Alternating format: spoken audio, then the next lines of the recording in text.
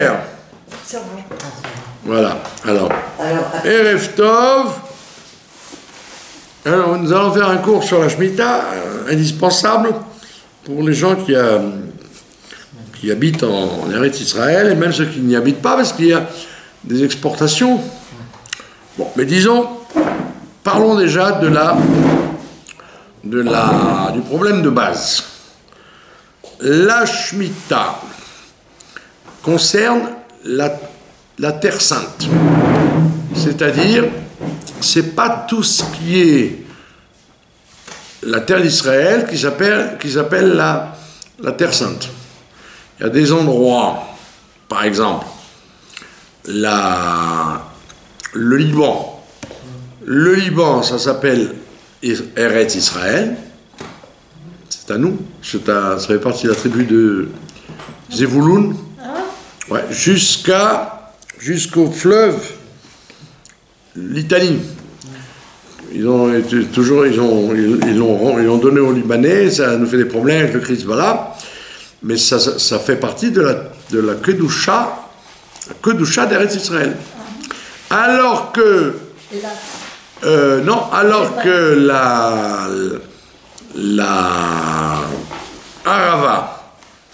Arava, c'est-à-dire la plaine du Jourdain, elle n'a pas la Kedusha, dans beaucoup d'endroits, n'a pas de Kedusha d'Eretz Israël.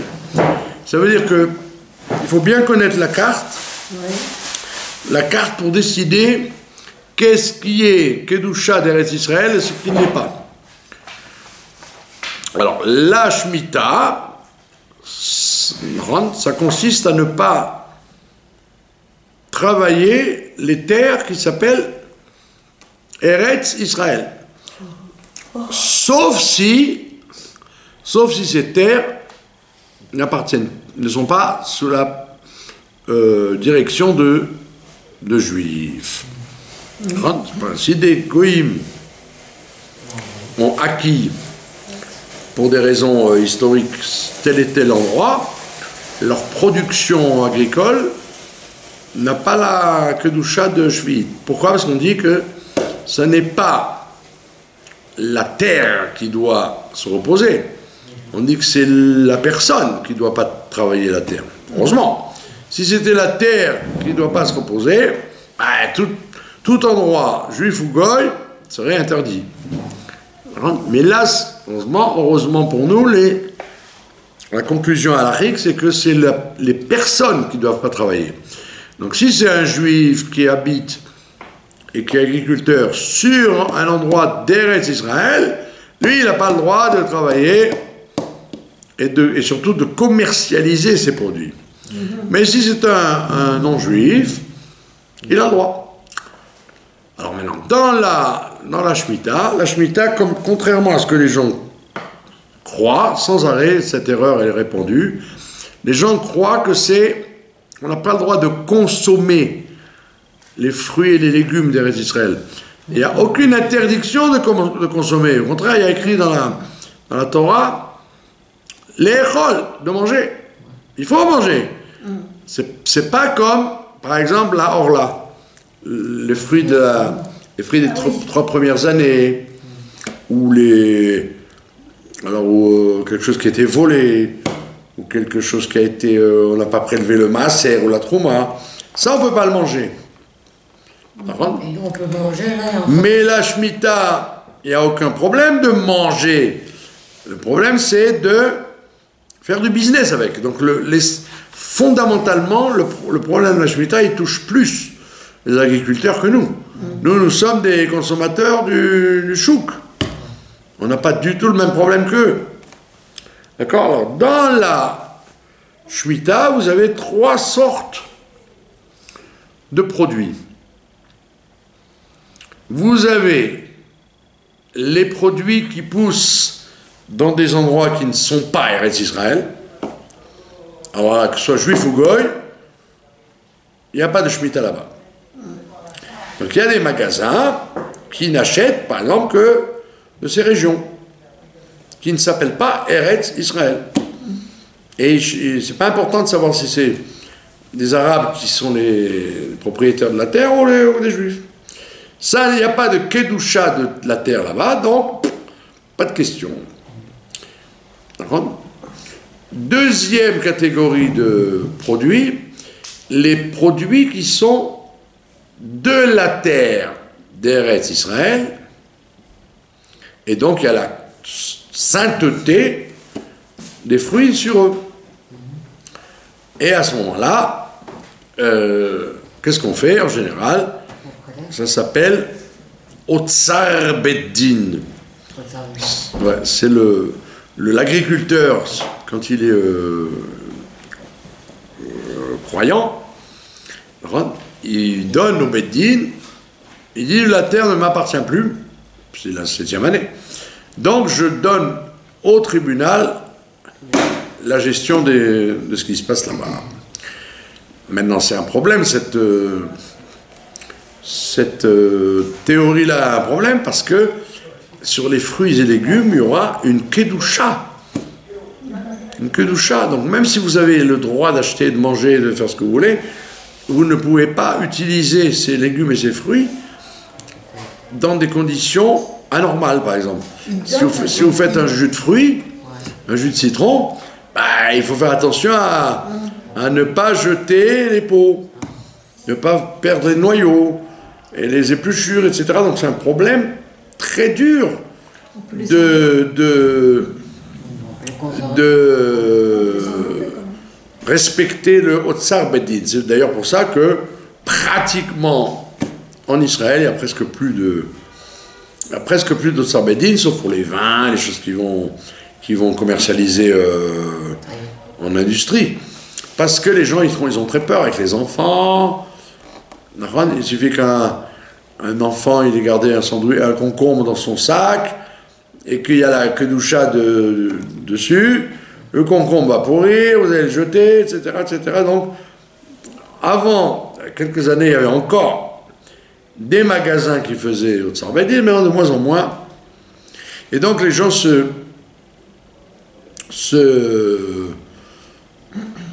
achètent dans des magasins, soit qui sont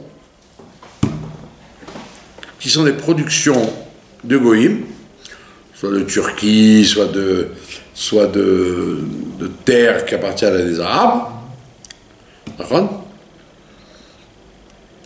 Et donc, ils n'ont pas le problème de Kedusha Shvit là-dessus. Maintenant, la troisième catégorie, regarde, la troisième catégorie, qui va s'exprimer par des plaques de surveillance, c'est ce qu'on appelle le Eter Mechira, la vente de la terre. C'est une procédure qu'a remis en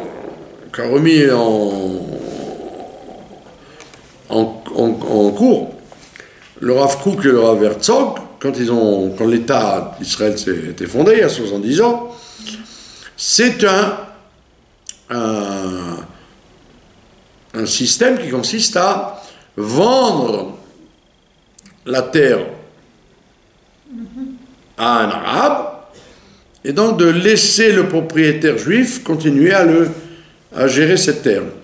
C'est ce qu'on appelle Eter Mechira. On fait comme si on vendait la terre. En vérité, on la vend. On la vend à un arabe pour un an. Et à ce moment-là, ça permet au juif qui est l'habituel propriétaire de gérer, etc., la terre comme si de rien n'était. Alors ce système-là, évidemment, il a été beaucoup contesté parce que les gens, c'est surtout pour des raisons politiques d'ailleurs, anti-sionistes primaires, en disant que c'était un trick.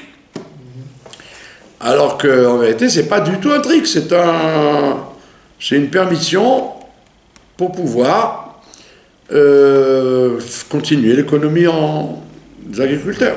Mais il faut qu'ils rachètent. Et alors évidemment, vous avez dans le chouk, vous avez donc trois sortes de plaques dans les magasins. Vous avez soit des magasins qui utilisent cette permission de Eter Mechira, soit vous avez des magasins qui vendent de l'export, de l'import.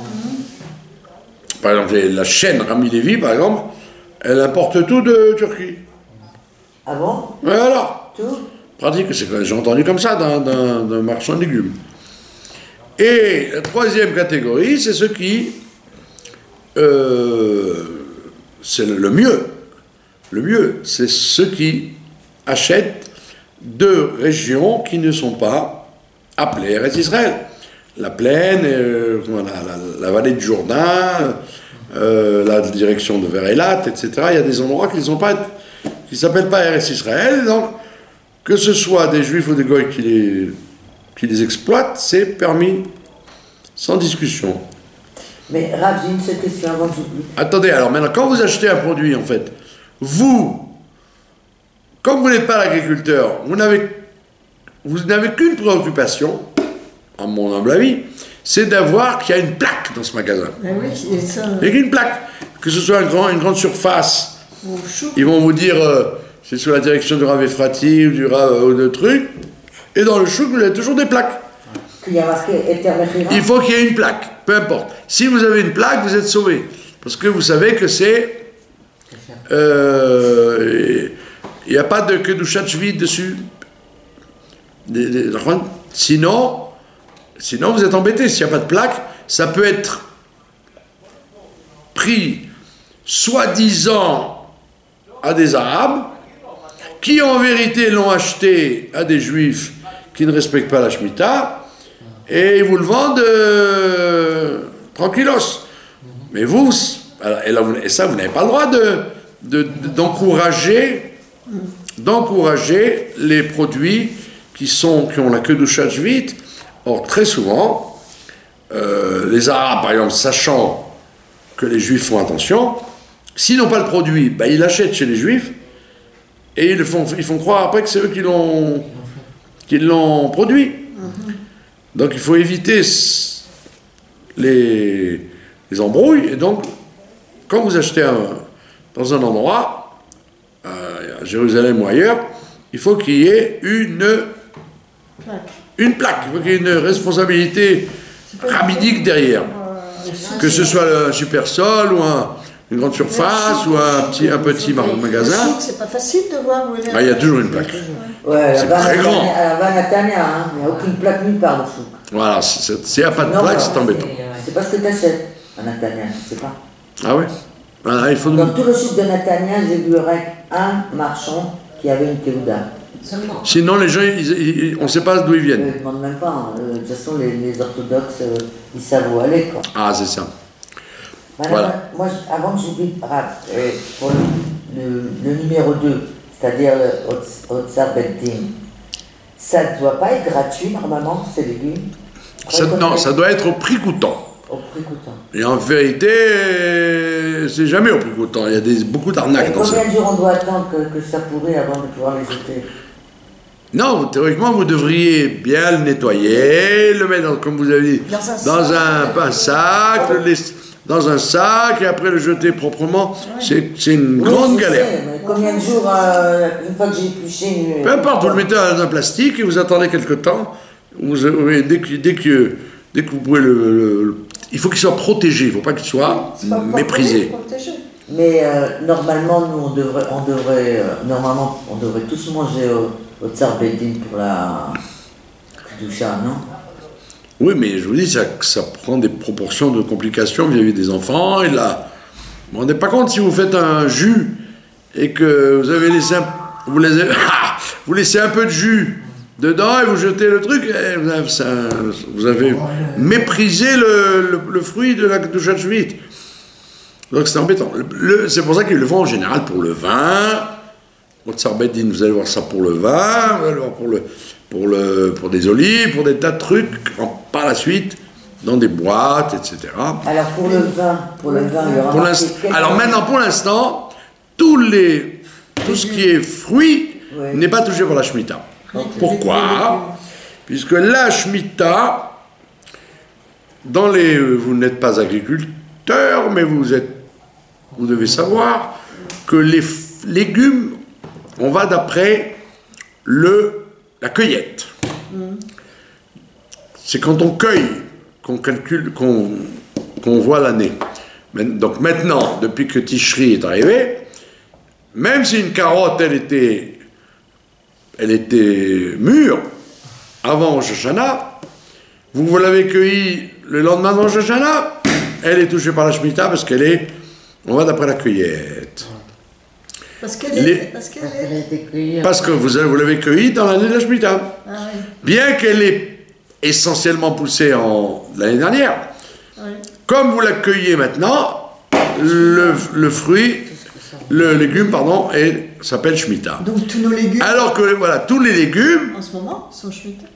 ou ils sont Shemitah, ou alors ils sont des marsanim, des entrepôts. Ouais. Parce que vous croyez quand vous achetez une carotte, elle a été cueillie par le lapin, par le petit lapin la veille, elle reste des semaines dans les entrepôts.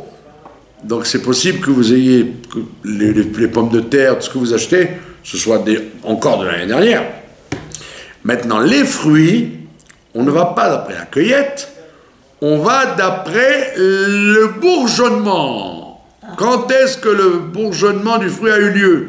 Or, tous les fruits que vous avez sur le marché, ils n'ont pas pu bourgeonner maintenant. Ils ont bourgeonné l'année dernière et on les a cueillis que maintenant.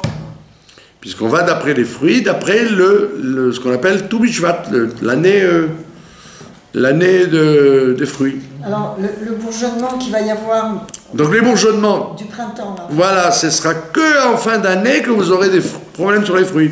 Ah, oui, c'est Sinon pas encore. maintenant vous pouvez acheter n'importe où les fruits, puisqu'il ne peut pas y avoir de Shemitah sur les fruits pour l'instant. Ce sera Les quand avocats, les raisins, tout ce qui est fruits de la terre, de l'arbre. Ce sera quand, à peu près, pour les fruits, la Shemitah? Il y a une Ou liste, après ça va Pessah, marcher, là. après Pessah, quand Comment tu t'appelles? les beaux jours arrivent et qu'on commence à cueillir les fruits. Ah, il y a une liste, je l'ai reçue, je voulais l'imprimer d'ailleurs. Et bien, qui te dit chaque légume et chaque fruit à date exacte. Voilà. Voilà, il y a une liste, donc on prend. Et alors, il y en a qui en France, par exemple, ou en Amérique, ils ont peur d'acheter des fruits et des légumes d'Israël parce qu'ils croient que ça vient de la Shemitah. En général, ça vient de Tenouva ou à Grexco et c'est à Eter Mechira. Donc vous êtes couverts en tous les cas, vous êtes toujours couverts parce que il n'y a pas de... Vous ne profitez pas... Par contre, c'est le vendeur qui peut avoir un problème, mais vous non, vous ne faites que consommer. D'ailleurs, vous voyez, si vous avez remarqué, les fruits et légumes deviennent hors de prix, ça devient un fauchon. Ouais. Quand vous achetez des 2000 kilos à 40 shekels, ça ressemble plus à fauchon qu'avant. Hein. Voilà, ça c'est pour la Shemitah. Pas de questions? Si. Allez-y. Déjà, on sait pourquoi il y a des morceaux de terre qui ne sont pas considérés comme kadosh dans la terre d'Israël. Pourquoi il y a des endroits où il n'y a pas de kedusha? On le sait? Non, on ne sait pas ça. C'est la Torah dans la parashat Massé qui nous donne. Ah, d'accord. Rashi nous dit pourquoi la Torah nous donne les frontières. Ah, d'accord. À quoi ça me sert les frontières? Elle dit pour la Kedusha, de Shemitah, de Maaser, de Trouma. C'est à cause de C'est les ouais, frontières comme la Mishnah vous dit, la terre d'Israël a dit, le monde a dit Kedushot. L'endroit le plus sacré, c'est le Saint des Saints. Oui. Après, c'est le Beth Amikdash. Après, c'est Jérusalem. Après, etc., etc. On vous donne 10 degrés de Kedusha. Et il y a des endroits, par exemple la France, par exemple, il n'y a pas de Kedusha. Mais la Syrie, oui, il y a une Kedusha parce qu'elle est proche de nous. Et donc, c'est les frontières qui ont été données. Voilà, c'est des frontières, et les frontières n'ont rien à voir avec les frontières politiques ou économiques, etc. Donc il faut voir, vous lisez là-bas dans la parashat Massé, et dans les Chumashim pour les enfants, ils vous donnent les cartes. Et des fois, c'est curieux, quoi. Par exemple, la mer Morte. La mer Morte, il y a une grande marloquette, parce qu'on dit que la mer Morte, elle était beaucoup plus grande qu'elle l'est aujourd'hui. Donc ça veut dire qu'il y avait une partie sèche, qui s'appelle, qui a la queue de chat d'Eretz Israël. Alors que le reste de la mer Morte, non, il n'y a rien.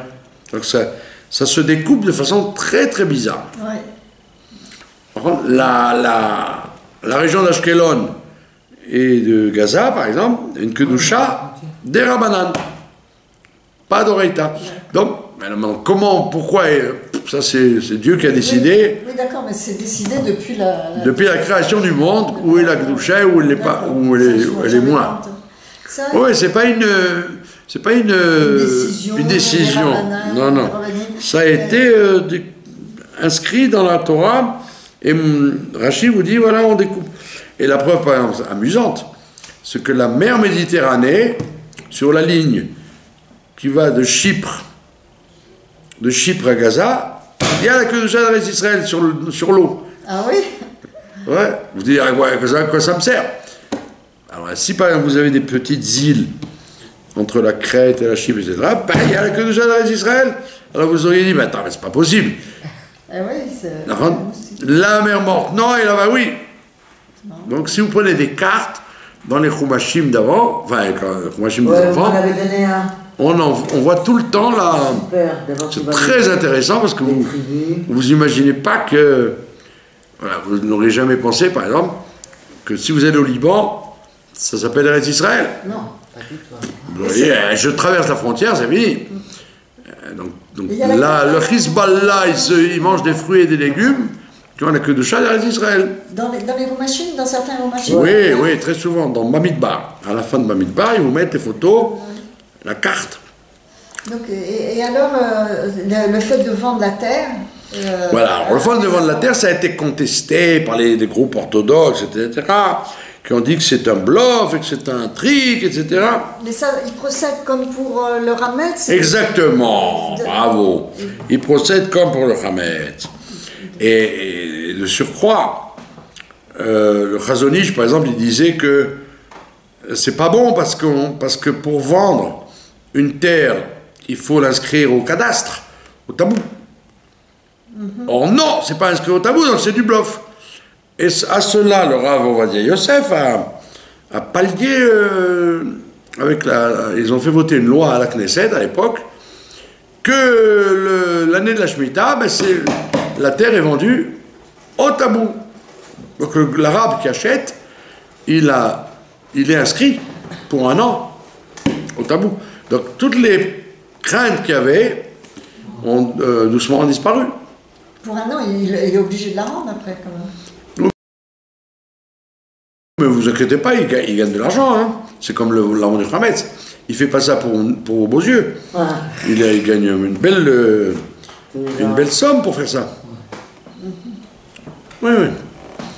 Ne croyez pas que c'est des philanthropes. Hein. Ils font ça pour faire une affaire, quoi. Et donc c'est notarié, c'est signé, c'est contrôlé, etc. Et ce sont ces fruits-là qu'on appelle Eter Mechera. Alors vous avez des plaques. Ça s'écrit comment ça, Eter? Ça vient des plaques. Hey, Tav, Resh, Eter, c'est-à-dire la permission de la vente. Voilà, maintenant nous allons parler, si vous le voulez bien, de la paracha de cette semaine, Chayesara. D'accord? Dans la paracha de cette semaine, il y a comment on dit ça? Il y a 3 événements.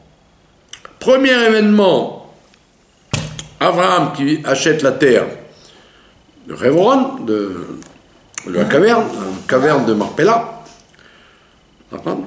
Il y a le mariage de Rivka et de Yitzhak, qui prend la plus grosse partie de la paracha, et à la fin, le mariage d'Abraham, le remariage d'Abraham avec Ketura.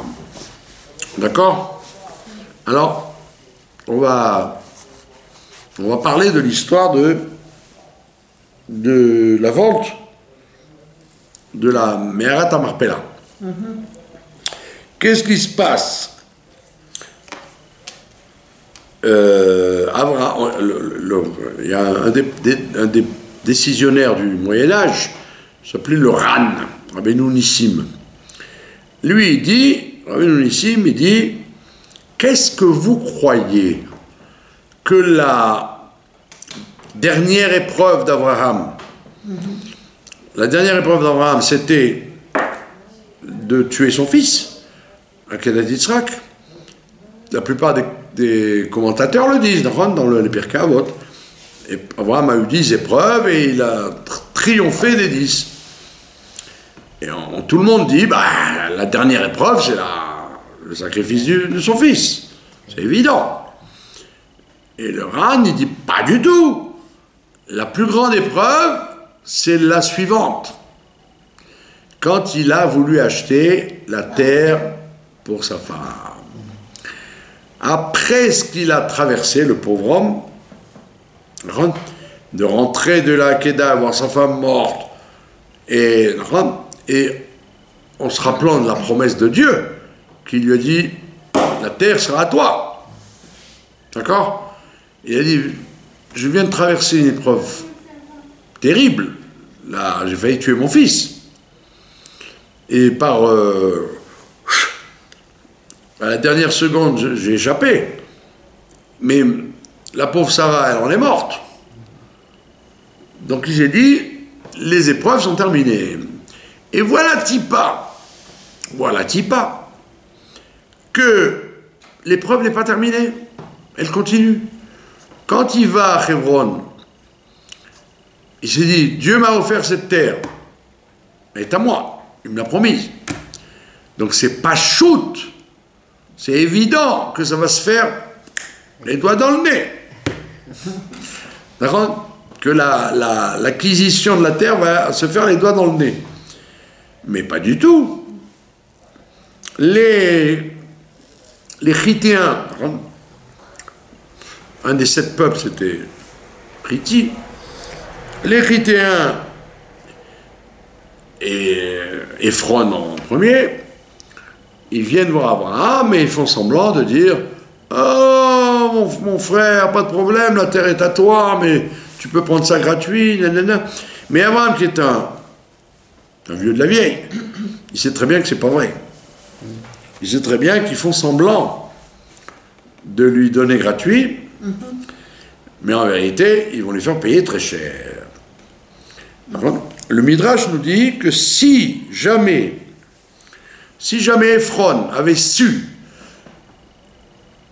que Adam Arishon est enterré là-bas, il n'aurait jamais vendu la terre. Il aurait dit, mais c'est un truc historique, ça, c'est UNESCO.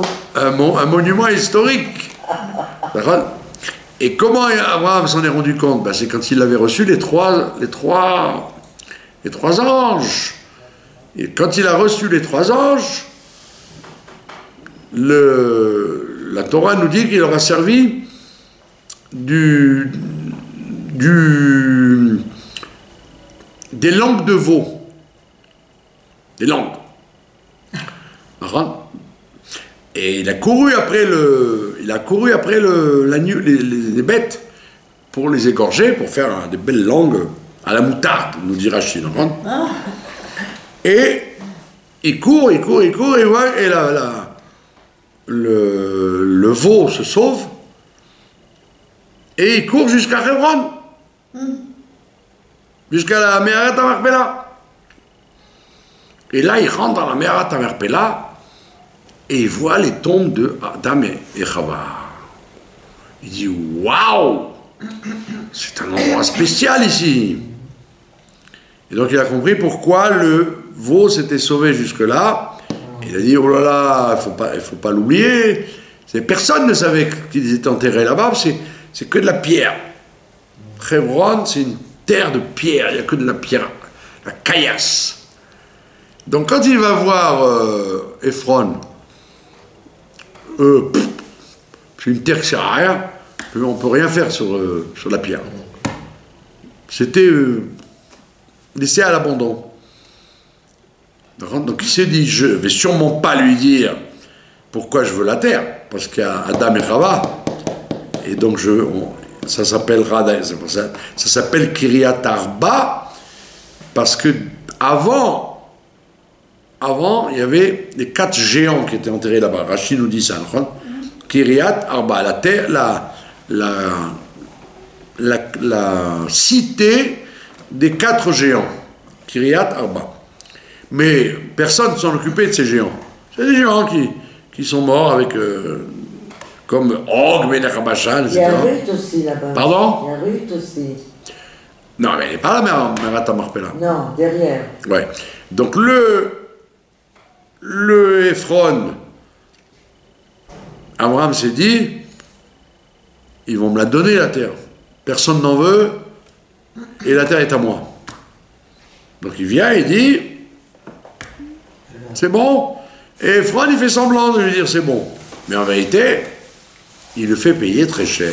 400 shekels à l'époque. 400 shekels de l'époque, c'est plusieurs millions de dollars, ça veut dire. Mais c'était Abraham, Hachem lui a donné à Abraham. Alors c'est ça là, c'est ce que dit le Ran. Le Ran, il dit, mais c'était une très grande déception pour Abraham. Il dit, c'est encore une épreuve. J'ai besoin encore qu'on me fasse payer les 400 shekels pour acheter cette terre. Ça ne pouvait pas être un cadeau en fin de parcours qu'on me donne cette terre. Ça veut dire que le monde entier continue à me poursuivre. Et il voulait faire un clin d'œil en même temps au bon Dieu en disant, c'est pas fair, c'est pas fair play ce que tu fais. Tu me dis que c'est à moi et tu me le fais payer. D'accord? Ah, c'est ma pointa. Alors, vous avez bien raison, ma pointa. En vérité, la Kabbalah vous dit que quand quelqu'un, non pas quelqu'un, quand Mashiach va venir, chaque tzaddik, d'accord, c'est-à-dire chacun en fait, recevra 400 mondes de délices. 400 mondes de délices. Wow. De tannes de confiture. 400 mondes de délices, délicieux. Arba Meot. Et on dit les Arba Meot mondes, 400 mondes, c'était en vérité les 400 shekels qu'il a payés.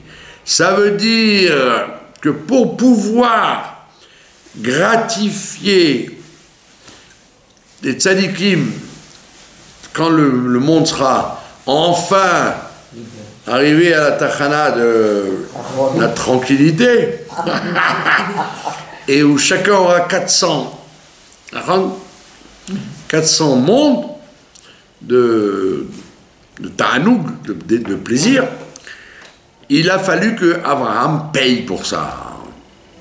Ça veut dire que c'est une épreuve pour lui, très dure, mais il a compris qu'en fait, grâce à ça, c'était un investissement pour la suite.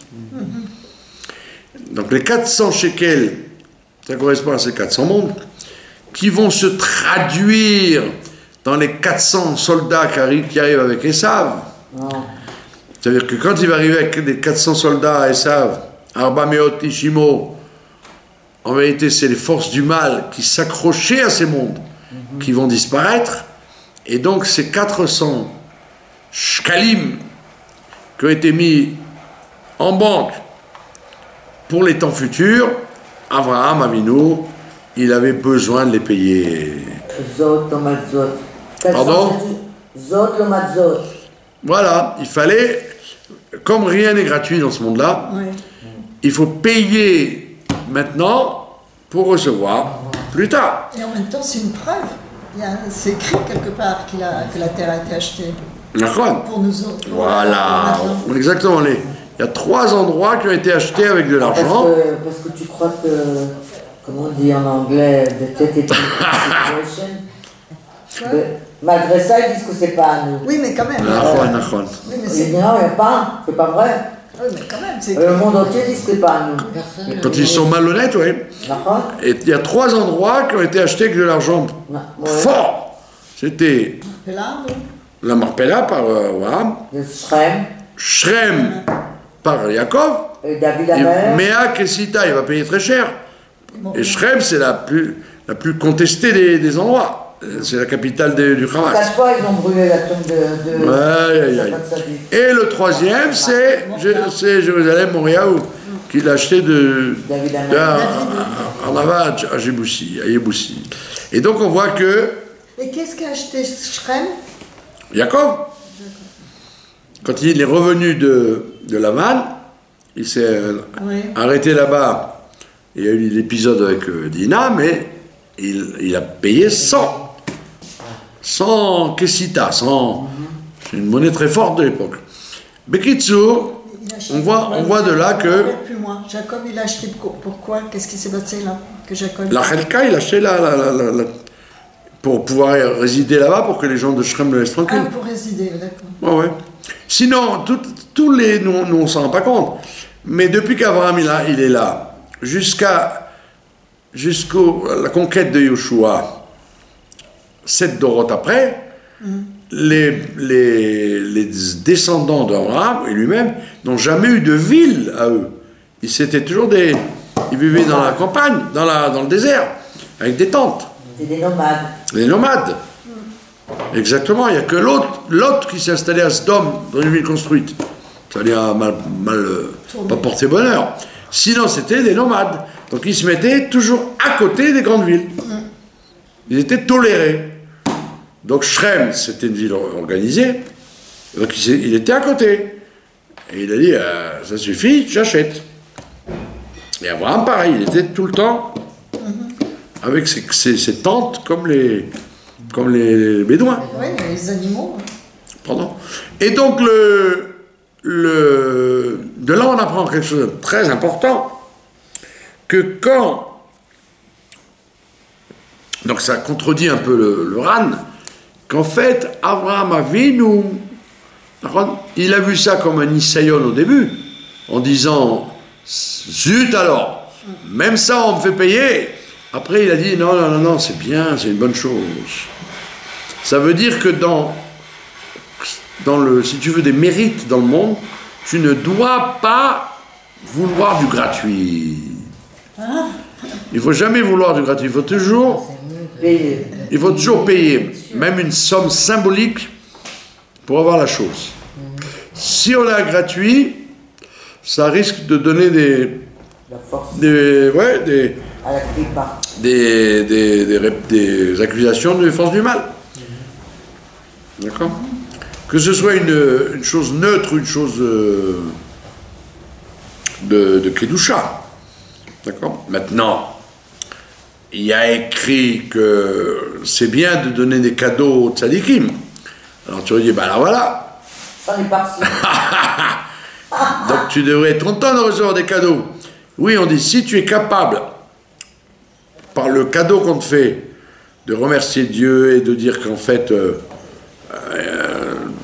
tu ne mérites pas, mais Dieu est gentil avec toi, donc là tu risques rien. Mais si c'est gratuit, mamache, on te dit, non, n'accepte pas gratuit. Et donc s'il avait dit si l'autre, Ephron, il avait dit, tu sais quoi, yallah, prends-le, j'ose pas te faire payer. D'accord? Surtout si cher.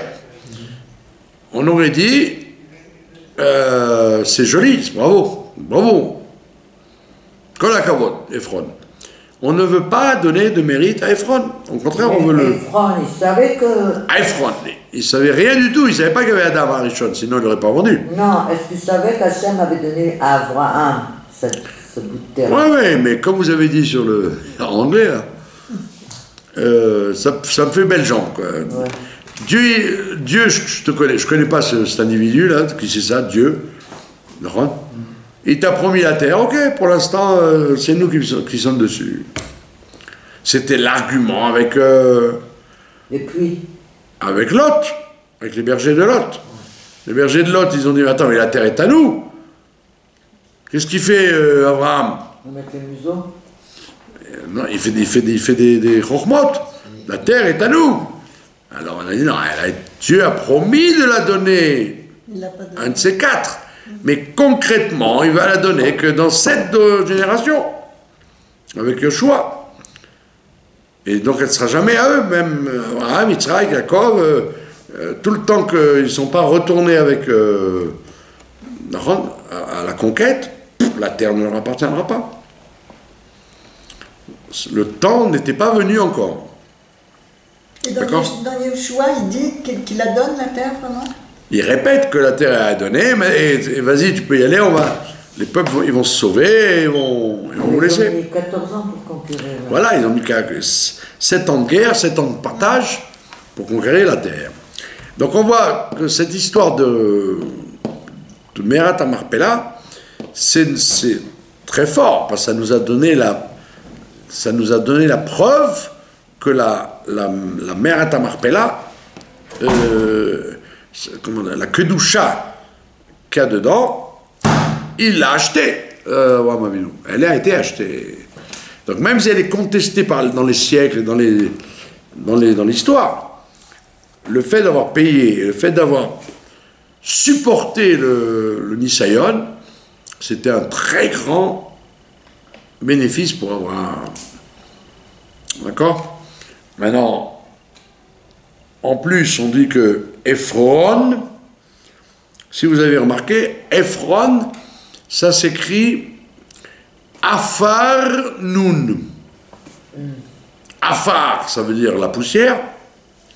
Et Nun, ça veut dire, Nun, c'est la lettre de la Néphila, de la chute.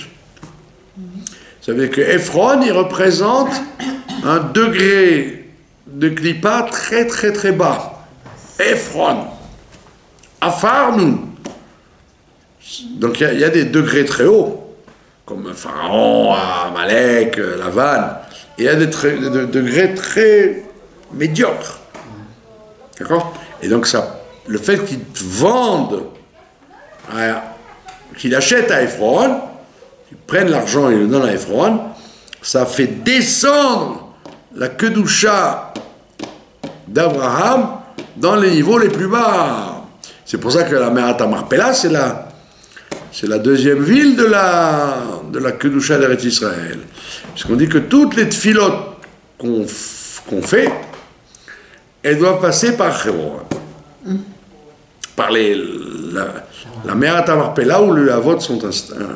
Vous auriez dit, ça monte directement de Jérusalem, les tfilotes. Il dit non, les tfilotes doivent passer par Hebron avant de s'élever. Alors, Hebron c'est Kodem, après c'est Yerushalayim? Non, les tfilotes, on a dit, pas la Kedusha. La Kedusha première, c'est Yerushalayim. Mais la Kedusha des tfilotes, elle passe par Hebron. C'est pour ça que la Mishnah nous dit que quand il faisait les sacrifices, quoi, quand il faisait la Avoda au Beth Amikdash, il regardait si le soleil se levait à Hebron. Dès qu'il voyait les étincelles de lumière sortir de Hebron, il criait Barkaï. Ça y est, le ciel est lumineux, on peut commencer à faire les sacrifices. Parce qu'à 4h du matin, il y avait déjà beaucoup de travail là-bas. Il ne commençait pas à 10h du matin. Hein. Il commençait très très tôt. Donc toutes les équipes de Lévim et de Kohanim se mettaient en piste, et dès que le ciel devenait bleu, ils commençaient à faire les travaux. Et où ça? Dans le ciel de Hebron. Donc on voit bien que la Kedusha de Merat HaMarpela, elle est très très haute. Et en plus, c'est là où sont enterrés les 3 patriarches et Adam Arishon. On ne rend pas compte, Adam Arishon et sa femme. Pourquoi ils ont choisi d'être enterrés là-bas? Parce que c'est un endroit Kodesh. Il faut aimer, hein. Il y en a qui n'aiment pas du tout ces régions-là. Moi j'adore. La Casbah, la machin. Mais on sent qu'il y a une une atmosphère particulière. Voilà, donc, c'est grâce donc au mérite d'avoir acheté Hebron qu'il a pu réussir le mariage de son fils, et son remariage, etc., etc. C'est un enchaînement de réussites. Et ça commence avec la mort de notre pauvre Sarah, Amérat Marpella. Voilà, pas de questions? Voilà, je vous remercie de votre attention.